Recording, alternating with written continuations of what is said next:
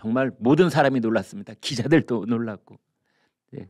사전투표 다녀오신 유권자들도 놀랐고, 여야 각 당도 놀랐습니다. 이렇게 되어 있습니다. 역대 최대 1632만 명, 퍼센테이지는 36.93%, 그러니까 37% 이렇게 볼 수 있겠는데요. 대통령 선거가 대개 70% 중반 투표율이 나옵니다. 그러면은 37%라고 하면은 절반이 투표하신 겁니다. 절반이. 전체 유권자 중에 투표에 참가할 수 있는 유권자 중에 투표장에 오실 것으로 예상되는 유권자 중에 절반이 투표했다 이렇게 보시면 됩니다. 봤더니 이제 색이 짙은 곳일수록 투표율이 높고 옅은 곳일수록 투표율이 낮은 곳인데요. 여기 제일 짙은 곳 호남 지역이죠. 전남 51.45, 광주 48.27, 전라북도 48.63. 호남은 50%입니다. 50%. 그 다음이 이제 경북, 여기도 꽤 높은 편인데 41.02. 40%가 넘은 곳이 호남과 경상북도, 여기가 40%가 넘었습니다. 그 다음에 중요한 서울 한번 보겠습니다. 서울도 꽤 높은 편인데 37.23을 보이고 있습니다. 그런데요, 여러분 이런 이제 이 지도는 사실 좀 부정확합니다. 이렇게 시각적으로 보려면은 이 지도를 인구 비례로 좀 재구성을 해야 됩니다. 그러니까 퍼센테이지가 좀 낮더라도 인구가 많은 지역은 그 지도를 좀 변형시켜서 더 땅을 크게 그려야 되고, 이 퍼센테이지가 높더라도 인구가 상대적으로 적은 지역에서는 좀 이렇게 줄여야 되지 않는가. 그래서 예컨대 서울 퍼센테이지로는 37%, 37.23이지만 서울에서 투표하신 분 인구는 어마어마하게 많은 겁니다. 그렇다면 이 지도를 부분적으로 좀 과장되게 그려서 서울에서 최고 많은 인구들이, 최다 인구가 투표했다는 표시가 시각적으로 좀 들어오도록, 호남에서는 투표율이 높기는 하지만 인구를 감안해 갖고 이 지도를 그리면 좀 지금 이 영역보다 좀 작아지지 않을까, 그런 생각이 듭니다. 이런 이제 사전 투표 열기에 대해서 여야가 해석이 다 아전인수격으로 나오고 있습니다. 우상호 민주당 선대본부장은 야권 단일화 이후에 민주당의 전통 지지자들이 결집했다. 시쳇말로 열받았다는 것이다. 민주당의 전통 지지자들이 결집했다. 이건 말을 바꾸면 호남이 결집했다 이런 뜻입니다. 민주당의 전통 지지자. 수치상으로 나왔지 않습니까? 국민의힘의 이준석 대표는 광주 쇼핑몰 이슈 같은 지금까지 지역 카르텔과 토호들이 호남의 발전을 막아온 것에 대해 호남 지역 젊은 유권자들의 반발 심리가 크게 작동한 것이다. 그래, 호남 유권자들이 50% 그쯤의 투표율을 보였는데 이제 국민의힘에서는 호남의 젊은 유권자들이 윤석열한테 표를 찍으러 나온 것이다 라고 보는 거고, 이제 민주당은 아니야, 전통적인 그 호남의 유권자들이 이재명을 찍으러 나온 거다 이렇게 지금 해석을 하고 있습니다. 아무튼 뭐 호남에서 엄청난 역풍이 불고 있다, 뭐 아니다 이런 얘기가 나오고 있습니다. 그래서 야권 단일화에 대해서 민주당 지지자들의 역풍, 결집과 역풍 이거냐, 아니면 정권 교체를 바라는 그 유권자들이 결집하고 있는 거냐. 여러분은 어느 쪽이십니까? 오늘 방송 중에 가장 중요한 대목 지금부터 말씀드리겠습니다. 사실은 지금은 깜깜이 국면이기 때문에 오늘이 3월 7일인데요. 어떤 조사 결과도 발표할 수 없게 돼 있습니다만 정치인들이 하고 싶은 말을 참을 수가 없지요. 그래서 다 그 수치들이 나오고 있습니다. 물론 여야 자기네 싱크탱크가 굉장히 많은 돈과 공을 들여서 한 여론조사의 결과를 바로 이렇게 발표를 하지는 않지만, 그러나 그것을 여야 지도부는 다 알고 있습니다. 그래서 그것을 약간 부드럽게 해서 다 이 얘기를 하고 있어요. 그거를 여러분께 지금부터 말씀드리겠습니다. 오늘 아침에 송영길 민주당 대표가 이렇게 말했습니다. 솔직히 말해서 우리가 1, 2점 지고 있다. 3점 슛이 필요하다. 여러분 어떻게 해석하십니까? 이 민감한 국면에, 이 막바지에 이르러 민주당의 당대표가 송영길이 자신들이 지고 있다는 걸 실토하는 겁니다. 엄살을 떨고 있는 걸까요? 아니면 실제 상황보다 조금 더 좋게 말하고 있는 걸까요? 여러분은 어떻게 보십니까? 박빙승부인 것처럼 얘기를 해서 그나마 그냥 선거 투표 포기하고 어디 놀러 가실 분들을 붙들어 매려고 지금 이런 말을 쓰고 있는 걸까요? 그 세 가지 중에 어떤 한 가지일 겁니다. 5%포인트 밖으로 지고 있다는 게 수치상으로 드러나는데도 불구하고 1, 2%라고 해야 그나마 지지자들을 다시 붙잡을 수 있다, 이런 전략일 수도 있고.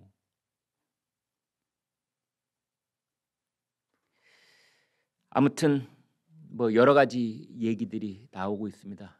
송영길 대표가 그 방송에서 뭐 노골적인 얘기도 했더군요. 뭐 6% 이상 지는 걸로 나와 있는지 뭐 이런 얘기도 지금 돌고 있습니다. 이게 이제 민주당 분위기고요. 그런가 하면 송영길 대표는 1, 2점 지고 있다 이러는데, 반면에 이준석 국민의힘 대표는 뭐라고 했느냐. 6에서 8%포인트 이상 앞설 것이다. 왜? 깜깜이에 들어가기 직전, 그러니까 지난 3월 2일까지 조사한 여론조사 그때까지 단일화가 구성도 국민에게 알려지기 이전까지의 그 여론조사에서 윤석열이 이재명보다 6에서 8% 앞서 있었는데, 이제 3월 9일 날 투표함을 다 열어보면 플러스 알파가 있을 것이다. 이것도 뭐 구체적인 수치가 이미 다 나와 있습니다. 뭐 여기저기 많이 돌아다니고 있더군요. 그중에는 가짜 뉴스도 있습니다. 여러분 단톡방에 돌아다니는 여러 가지 수치 너무 믿지는 마십시오. 제가 지금 드리는 말씀만 감안하시면 됩니다. 아무튼 그런 상황. 그래서 오늘 아침 양당 대표들 이 말을 여러분께서 그냥 곰곰 생각하셔서 해석하시면 됩니다.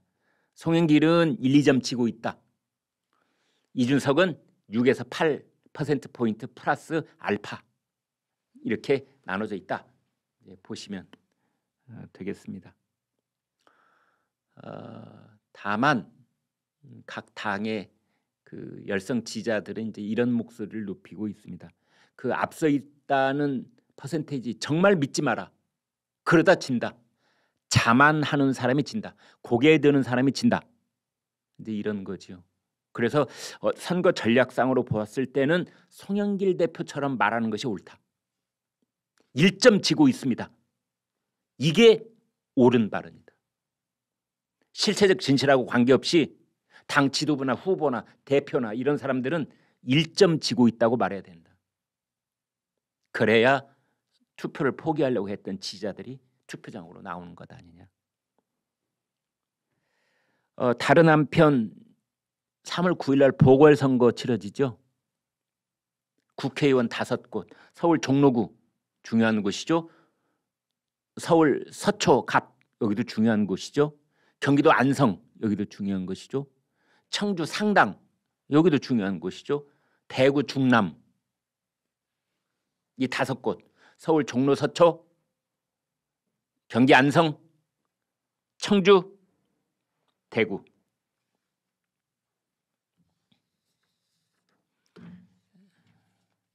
이 5곳에서는 국민의힘이 우세하답니다. 제가 거기까지만 말씀드리겠습니다. 이제 많은 분들이 이런 얘기를 하십니다. 아유, 저 3월 9일 날 이제 현재 예정된 대로라면은 오후 7시 반에 이 방송 3사 출구조사 발표할 텐데 올해는 JTBC도 한답니다.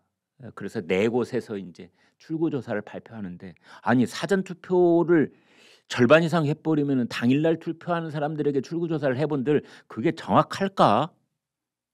이렇게 이제 생각하시는 분이 있겠는데요.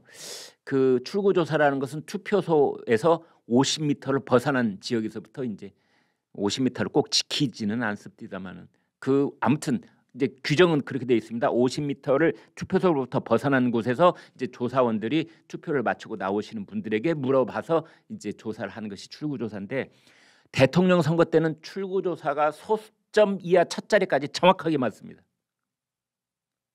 국회의원을 뽑는 총선은 전국의 253개 지역구를 다 일일이 조사를 해야 되기 때문에 약간씩 엇나가. 물론 그것도 상대적으로 뭐 정확하긴 하던데요.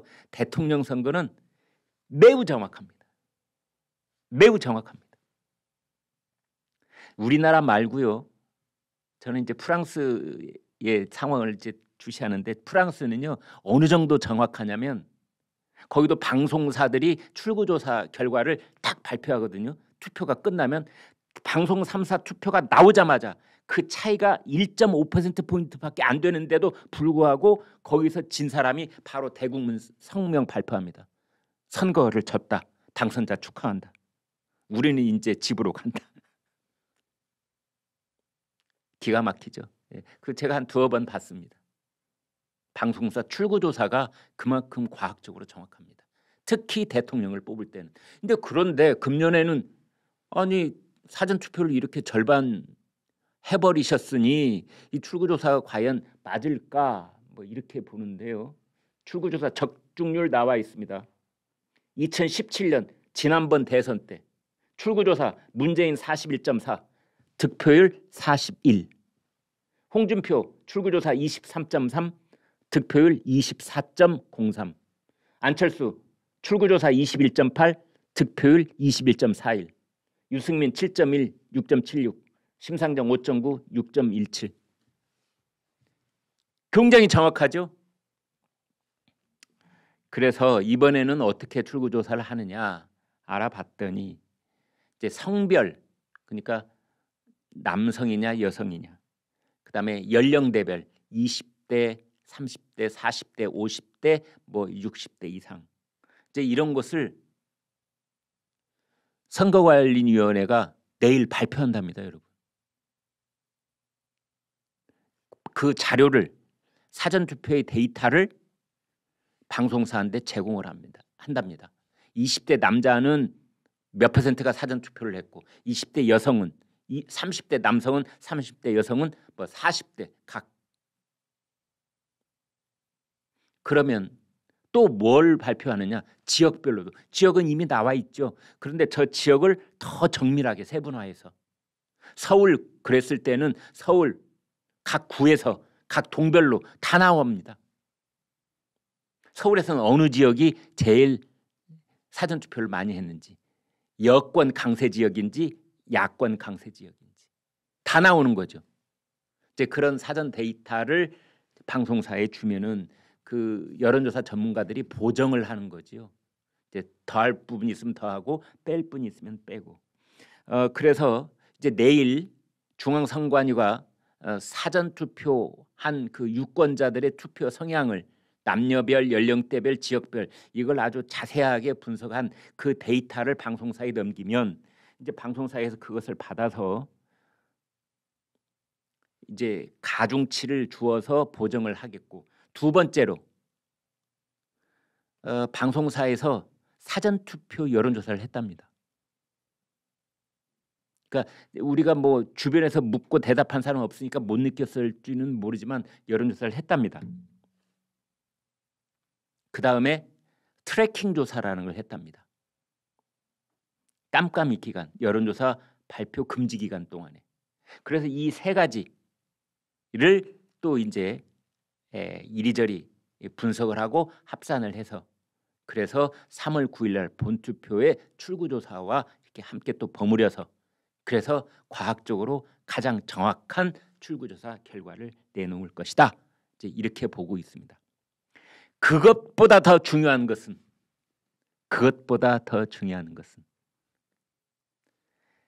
3월 9일 날 저녁 7시 반에 1위를 차지한 사람과 2위를 차지한 사람이 격차가 얼마냐? 이제 이런 겁니다. 예를 들어서 격차가 10%포인트다. 출구조사 결과. 그럼 끝난 거죠. 그러면 뭐 저녁에 방송 보실 필요도 없습니다. 그냥 주무시면 됩니다. 아, 이 사람이 대통령이군.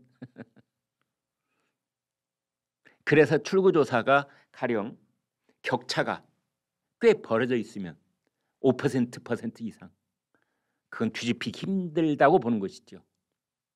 그런데 그 격차가 출구조사 격차를 봤더니 이재명 대 윤석열, 윤석열 대 이재명의 출구조사 격차가 가령 0.3%포인트 차이라든지 뭐 이렇게 되면 이제 골치 아파지는 겁니다. 이제 밤 새셔야 됩니다. 그때는. 언제 어떻게 뒤집힐지 모르니까요. 이제 그런 상황이라는 말씀을 드리겠습니다.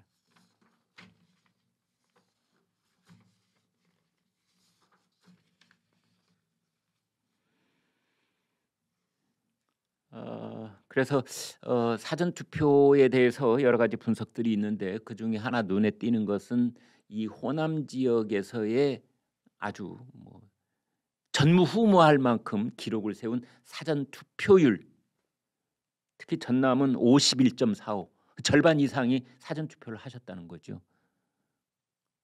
그래서 이제 많은 선거 전문가들은 아, 민주당 쪽에서 결집을 한 거구나. 이게 대체적인 분석입니다. 호남 결집, 민주당 결집, 이재명 결집. 그래서 저런 결과가 호남 지역에서는 사실 상대적으로 인구는 많지 않으시지만 그걸 보고 전국에 있는 보수층들이 잠을 깨고 일어날 것이다. 그런 분석도 나와 있습니다. 그래서 호남에서 불었다는 저 역풍이 두 번째로 태풍을 몰고 올지 모른다. 보수층에. 그런 얘기도 있습니다. 그런 분석이 있다는 것만 말씀을 드리겠습니다. 지금 이재명, 윤석열, 이재명은 이제 오늘하고 내일하고 불과 몇 시간 안 남았죠.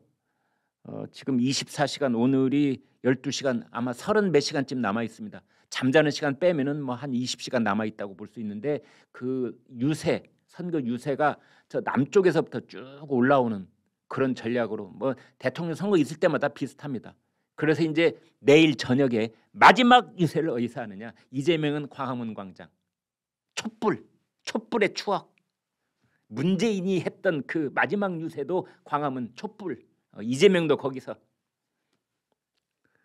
윤석열 후보는 서울시청 앞 광장. 그래서 이제 마지막 유세를 할 예정입니다.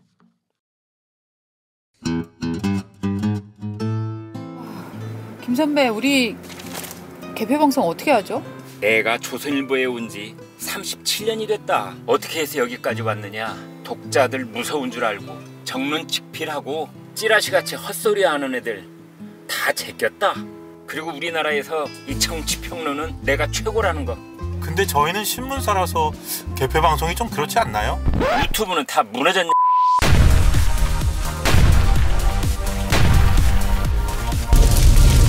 TV는 아무거나 보셔도 됩니다. 그러나 유튜브는 조선일보.